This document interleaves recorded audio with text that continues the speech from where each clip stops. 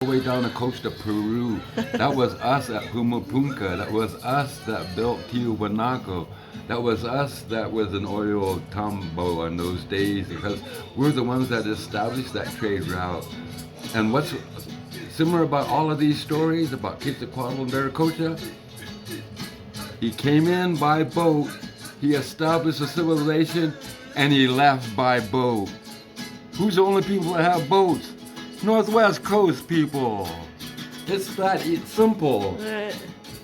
But, people want ancient aliens and they want to make up stories about somebody came from no. There's no Atlantean, Lemurian bullshit and that nonsense. There was Pacific Northwest Coast and the people of Easter Island. We controlled the trade for the whole Northern Hemisphere. Easter Island controlled the trade for the entire Southern Hemisphere into South America and all the way to Australia. There is no Atlantis or Lemurian nonsense. It was indigenous empires. Ancient indigenous empires. We're just led to believe that we just didn't come into existence till 1492. And that's just a colonial ploy for them to displace us from where we belong. Here. And whose fault is that? It's not their fault. It's our fault for falling for it. What idiots. We still got a long way to go. And I'm saying not about white people. I'm saying about our own people. What an idiot. We fell for the colonial ploy that we're so simple and primitive we couldn't invent the wheel. We fell for it. Hook, line, and sinker. And now we're paying for it. Okay, you smart people out there. Yeah, I'm a heathen savage over here. But I'm a heathen savage that has the right pie at least. So, speaking of pie, I didn't know if you wanted to drop a little bit of knowledge on the blueberry audience. pie. Apple pie. That's what it is. We're in America. Apple pie. I'm going to argue tooth and nail about pie, but it ain't going nowhere because nobody's accepting my beliefs of what I'm saying, even though I can show them that 3.25 can go to actual global geographic locations.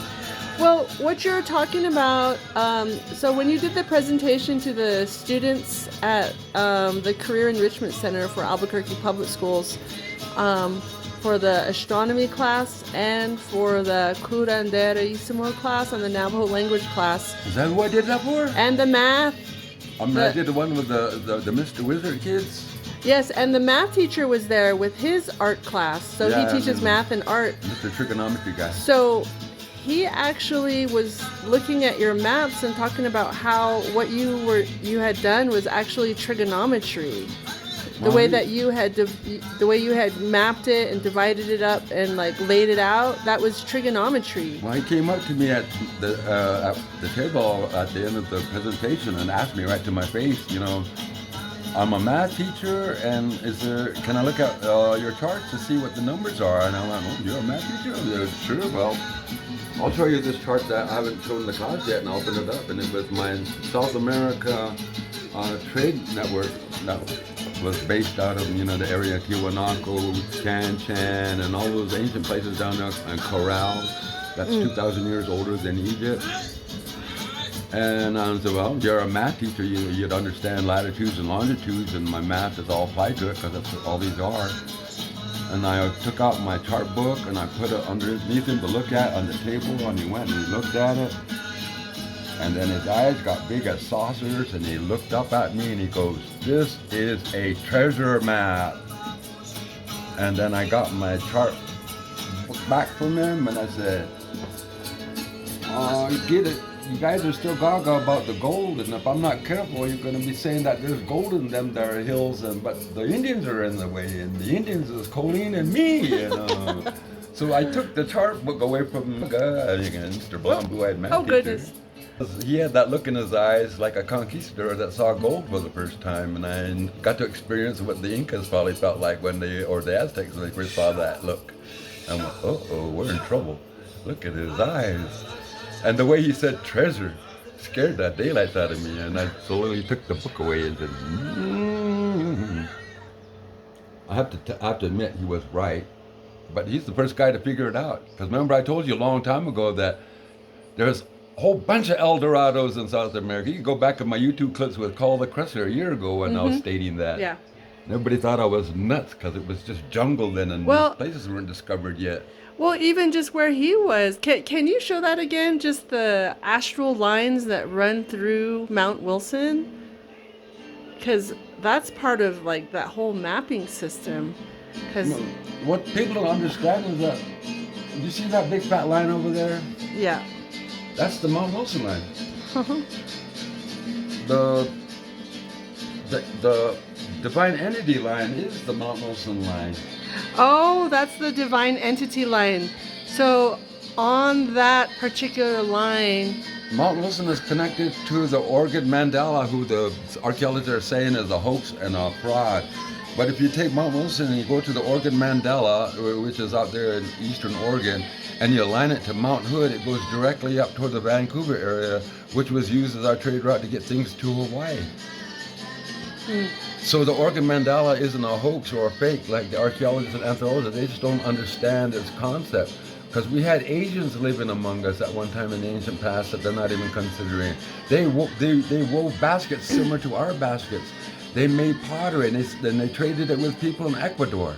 well, I have a book on Mayan temples, or down in, not even Mayan temples, but temples of Mesoamerica and pyramids.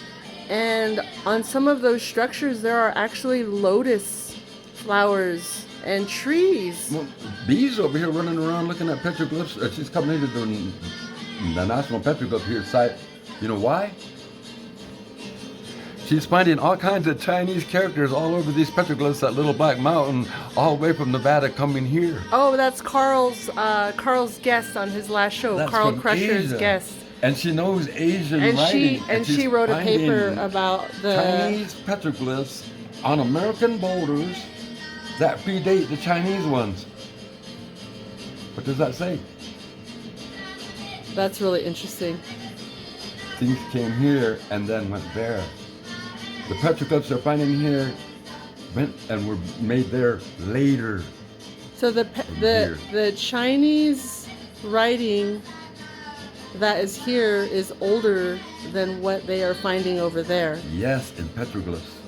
You know, I think one of the interesting things about the Grand Canyon, because they talked about, you know, how it's been blocked off and people are not allowed to go into the Grand Canyon except a couple spots. So before all that happened, is it C.E. Walker? I forgot the guy's name, but he went. Yeah, he found like that place. He said that like maybe 50,000 people lived inside there. But when he went and explored it, he said in the very middle there was a huge statue that had like flowers, maybe lotus flowers, and it was like a Buddha figure, like a huge statue in the middle of that whole place. Here's how pi is used. 3.25 times 9. And what does that equal? 29.25 north. Doesn't mean much to anybody until you start realizing what does 29.25.2 on the earth globally. 29.25 is the location for the mouth of the Colorado River. No biggie, right? 29.25 is the latitude for the mouth of the Mississippi River. Oh, okay. 29.25 is the location for the mouth of the Nile River. 29.25 is also for the Yarlung Valley, for that river that goes from the Himalayan mountains out of Mount Kailash and goes into the Ganges that fed all of the Hindus and the Buddhists. Ganges River. And that was where Hindu That's and like a Buddhism sacred was river for born, them. was in that Yarlung Valley, and it's located at 29.25 north latitude. Holy cow. We all knew of each other. We're just too stupid to remember. Wow. Now with those numbers, how do you think the Chinese might have figured out how about the Grand Canyon? Easy. If they were in Tibet, it's at 29.25. And if you were in Nile at 22.5, and then you go to the Mississippi at 29.25, and then you go to the next one is the Colorado River at 29.25. What happens if you go up the Colorado River from Baja? Where does it take you? Come on, Colleen, you live near there. Come on. Up the Colorado River. I think she's an alien. There's an imposter here. It's the Grand Canyon. You said up. You Up. down. Oh. Up. Yes. Up. The Colorado River. Not down, because I was thinking the opposite way. Sorry. That's how you always think. That's why. Yeah, you're Colleen. You're thinking opposite. You're Colleen now. You're not the alien. I guess I'm like the coyote.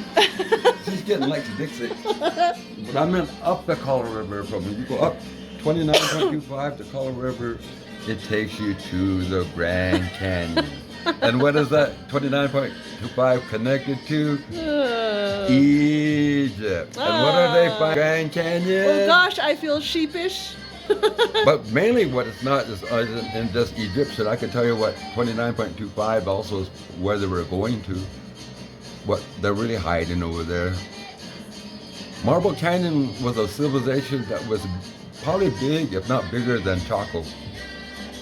It was a major trade point. And it's also on the astral longitude line for all of those paranormal activity. Okay. Nobody's checked into Marble Canyon, but Marble Canyon was one of the major trade routes of going down the Little Colorado River into the Zuni. The Zuni Wash used to be the Zuni River, which would take you down toward the Salt River Canyon, and from the Salt River Canyon you get into the Salt River and you go straight and it takes you right down into Phoenix. That was the trade route. So where is the Marble? Canyon? Where's that? That's the Little Colorado River where it breaks off from the Colorado River. Oh. The main place is called Agate House, which was the Huhukam trade post for coming down that route. Was that Agate House down by Painted Desert or Petrified Forest area? Yep. And Wapatki was the other Hohokam route. That's why there's a ball court there, because that was the Hohokam trade route to get things down into Arizona and into Mexico. And that's why there's a ball court there at Flagstaff, because that was controlled by the Hohokam. There's a ball court in Flagstaff? Yeah. I had no idea. Nobody has any idea because they don't know the real history of this area. Like I said, they're only spoon feeding you what they want you to learn here. They don't want you to know that this was all connected at one time. Then, now I want to get onto Google Earth and start looking around Flagstaff. Look at Wapatki. Okay. W-U-P-A-T-K-I, I think it was. Isn't that structure, that crystal house that's just outside? Oh, that's Agate House. That's Agate House. I Oh, already okay. talked about that 10 minutes ago. Okay. All right. 10 minutes later, we're here. All right. Agate House is over there. I think it's a house that's made totally out of crystal and agates, and it was an important trade point for getting everything down. Because see, a lot of people don't realize is that there's a trade route that goes from Lake Athabasca, 109 longitude, to the Unitah Basin, which is why that polygonal floor is above Skinwalker Ranch, which they don't even care about or pay no attention to, because that's the major trade route. And guess what? That is at 109 longitude. And you follow that on down, and it takes you to another trade point that's really important. And guess where that's at? Is that the one in California? Where is that one at? Boy, you were way off. Well, I don't know. It's called I Canyon memorized. to Say. It's at 109 degrees longitude, Colleen. Oh, okay. I should memorize that since I'm from Canyon to That's Say. why I'm looking at you funny.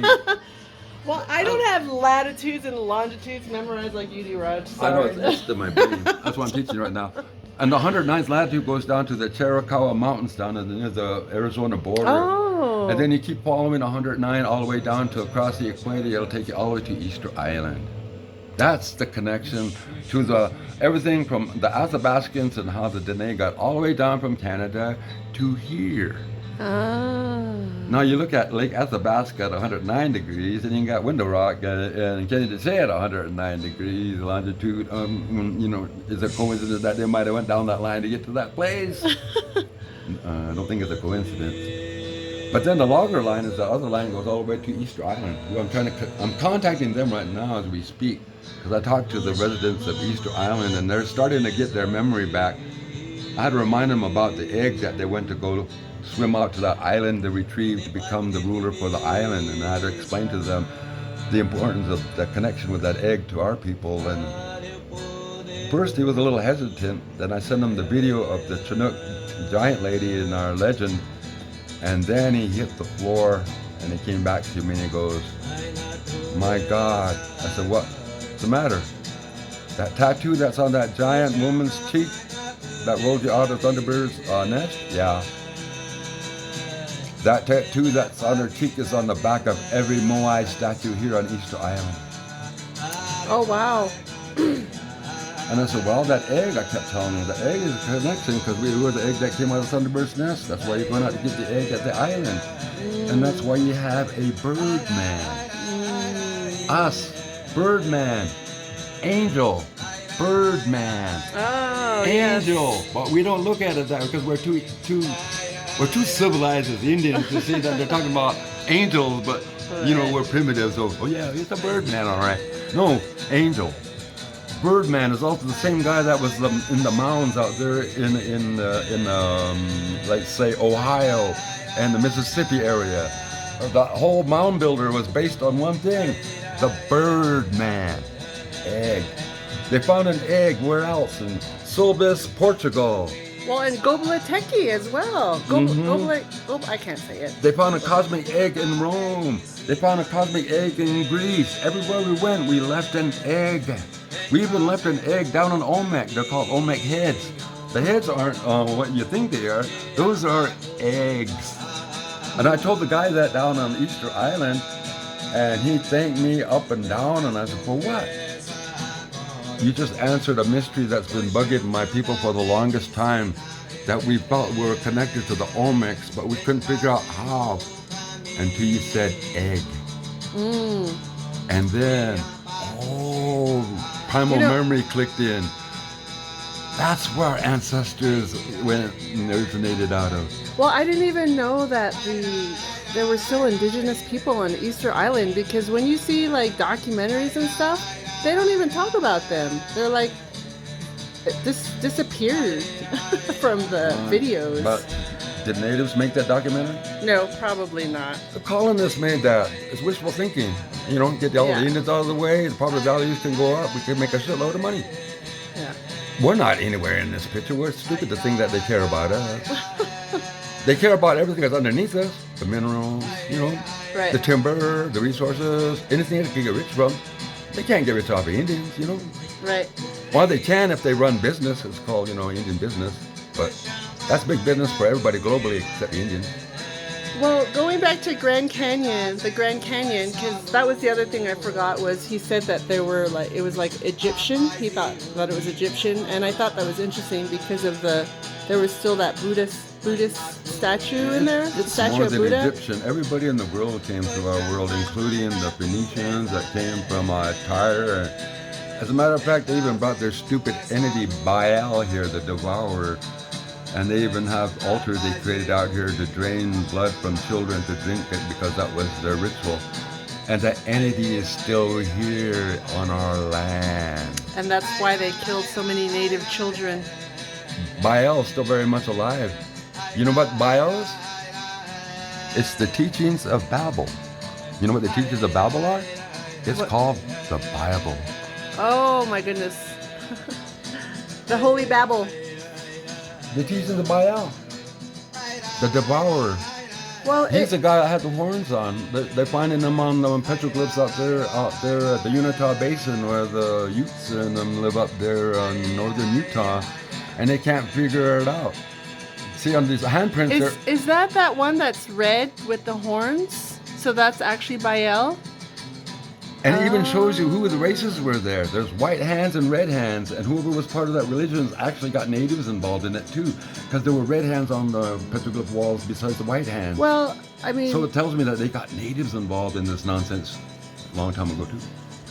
Well, I was going to say, even when the conquistadors came over and they were doing horrible things like, you know, hanging people by 13s, you know, in honor of the 12 disciples and Jesus...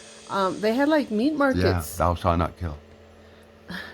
Okay, anyway. Well, I was gonna say they had meat markets, and they were like literally roasting babies for people to eat, and that was pretty horrible. If you look it up, if anyone's interested in, well, it's kind of hard to read, but a short account of the Indies by what is that priest Wait, name? let's quit us being off the loser Okay. channel. Let's get onto our winner channel. Here's something you people really don't know. She's talking about the atrocities that the Spaniards did to us. When they got to my neck of the woods, my mom's side of the family, a place called Destruction Island, rounded them up and ate all of them. Oh my God. And then a second group came and landed at Point Grenville in Washington, and my dad's side of the family in the Quanah rounded them up, and we ate all of them too, and we took their boats apart and sold all the metal and became rich as fuck. Thank you, Spaniards, for all of the metal you gave us. So not all, we got to quit the loser stories. There are winner stories, but they hide and cover them up where we actually won. We're being conditioned that we're losers. Don't you get it? You're a loser. You're a loser. You're a loser. Yeah. After a certain point, you start believing it if you hear it enough times. We need to get off the fucking loser channel. We're not losers. It's a colonial ploy to dehumanize us. So, yeah, they succeeded in that. Yeah. But later we got even. But they won't talk about that part of it because it scares the daylights out of them, and they ate us. Why? We had slaves, and they all weren't red. We had white slaves that scared even more, that heck out of them even more. Come up and there's a bunch of Indians and their slaves are white, not all red. What do you think that would do to the white man? Oh my God. So we got to free these slaves. So they went in there and got them these slaves, and they got them, got to release them. So we released all the slaves, we let them go back to the white man world, and they go back to Boston and New York, and wherever they came from. Within a year, they all came back. They said the world up there sucked, and they didn't like it, and they wanted to come back and live with us. Even if it meant being a slave again, they'd rather live like that than live in New York and Boston and Beantown and get treated like crap, because now they saw the difference between our world and their world, and they didn't want nothing to do with that world, and they ran away from the world and ran back to our world, and now we have them intermarried in our tribe. I was going to say, that even happened with Cynthia Ann Parker. She was taken as a child for the Comanches. A lot of the natives. And I think they based that movie that John Wayne did off of her, where he went looking for that lady, for that girl. Did you know they took her away and she died of a broken heart? Yeah, she did die of a broken heart because after 20 or 40 years, they found her, they took her to Texas.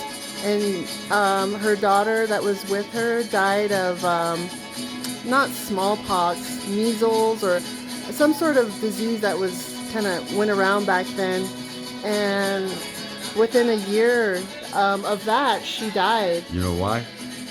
To save her white ass, they needed to get away from her red husband and her red kids, and that broke her heart.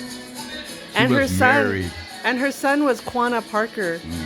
And he was the last Comanche to actually roam the plains free. And because a white woman was married to a red man, that was a mortal sin. And so they pulled them apart and destroyed that family, which killed her.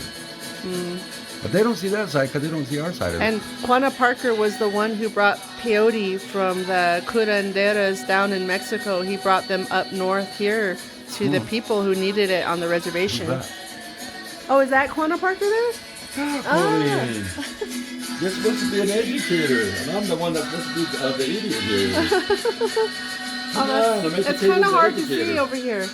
Well, maybe I'm educating on something that's not that long. So you did the sacred geometry application to Quanah Parker. He's a bird man. He's an angel. Oh, how beautiful. How do you think I know? Look, what is next? He's next to the other bird man. That's beautiful. The Red Messiah. We have our own He's one of the Red Messiahs. We have our own apostles, but we don't pay attention to them because we're good little Christians now, and we need to give all of that side stuff up, This is the dumbest thing we could ever done. We're going to leave a world that was in more natural order and adopt the one that's unnatural. We're the idiots. Cool. That's a really awesome picture of Quanah Parker. Longbow discovered that and gave it to me as a gift. John Longbow? Yeah, he gave it to me as a gift for Christmas. Okay, so John Longbow does a lot of sacred geometry animations, and they're also on YouTube. He's Choctaw, by the way. You know, he's real native. And what is his channel called? Or does he have? I know he has a channel. Is it the Longbow channel? I think it was the John Longbow Gallery, I think. Okay. On YouTube, I think that's what it was. So he actually has applied sacred geometry not only to ancient art and architecture, but he's also applied it to modern day images. I think he even did the 2011 911. I think he even did that. You could see like some of the dark figures in there. So some of them are a little bit scary when he does the modern images. But the ancient images are not so scary as the modern day images. That's why I turned the disciples over to him, because when I got up after 1492, this is where it gets weird. Up to 1491, there were a lot of angelic presence.